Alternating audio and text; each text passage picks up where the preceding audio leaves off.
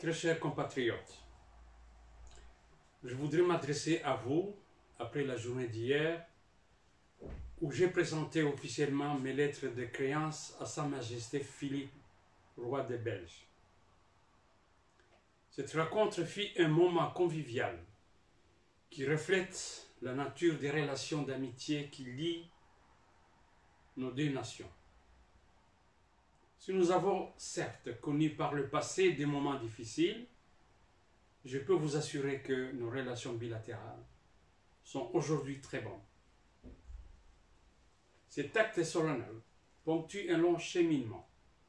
En effet, si le processus de nomination d'un ambassadeur comprend plusieurs étapes, cette année, il fut considérablement ralenti par la pandémie. Après ma nomination fin février et l'agrément par la Belgique en mai, la Covid-19 a retardé le processus qui devait m'amener à vous.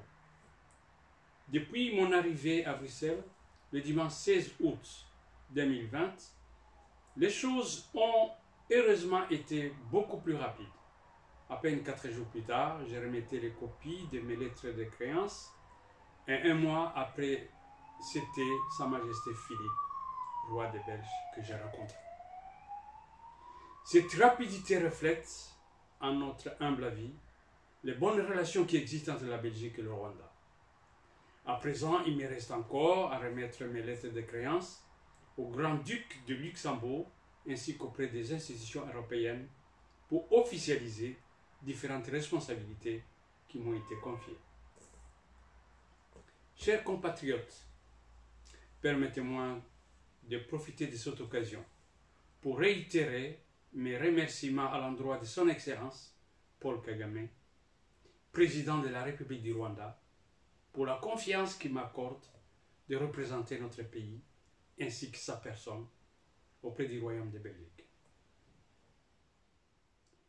Être le représentant du Rwanda et d'un chef d'État de cette envergure est un honneur sans égal.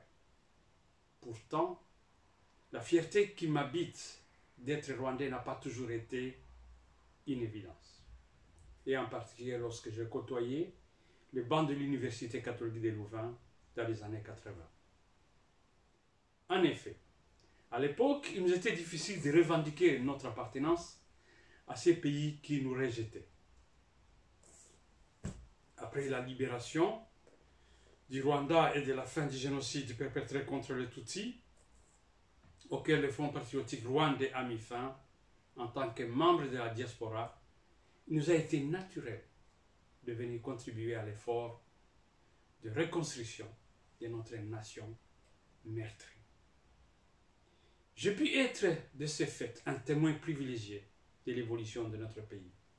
Au-delà des chiffres et des statistiques ressassées dans les médias et rapports internationaux, nous avons pu palper la réalité de ce nouveau Rwanda, en voyant chaque jour des changements de plus en plus importants. Conscient de ma chance d'avoir été un contemporain de cette transformation, je m'attellerai à l'expliquer, le défendre, la comprendre, la faire comprendre à l'ensemble de mes interlocuteurs ici en Belgique. Chers compatriotes, la pandémie de la Covid-19 n'est pas encore derrière nous.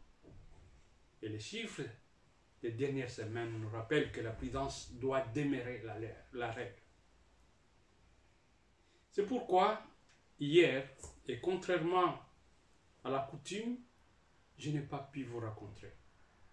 Sachez qu'il s'agit d'une situation qui me contrarie énormément. Parce que être ambassadeur du Rwanda en Belgique, c'est avant tout vous représenter et être à votre écoute. Il est difficile de m'acquitter de cette tâche sans avoir la possibilité de vous rencontrer, vous connaître, échanger avec vous. Ceci étant, nous devons nous adapter et dans cette période particulière, la porte de l'ambassade vous est toujours ouverte par tous les moyens possibles. Chers compatriotes, me voici donc de retour en Belgique, pays que je connais, pays qui m'a vu grandir les échelons du monde académique, du début de mes études universitaires à l'obtention de mon doctorat en sciences chimiques. Ce pays m'a vu aussi devenir le père de mes enfants, avec toutes les joies et difficultés que cela constitue. Je pense donc être en mesure de comprendre les aléas de nos vies quotidiennes et les doutes qui peuvent parfois vous habiter. Je tâcherai de mettre à profit ma compréhension de la Belgique et des cultures qui la traversent, ainsi que ma connaissance du Rwanda, pour vous servir, faciliter la communication entre ces deux pays et accomplir au mieux la mission qui m'a été confiée. Cependant, plus de 20 années me séparent de mon départ de la Belgique en 1998. Je vais avoir besoin de chacun d'entre vous pour me mettre à jour si c'est une vraie Belgique. Je sais que vous avez été d'un concours important pour mes prédécesseurs.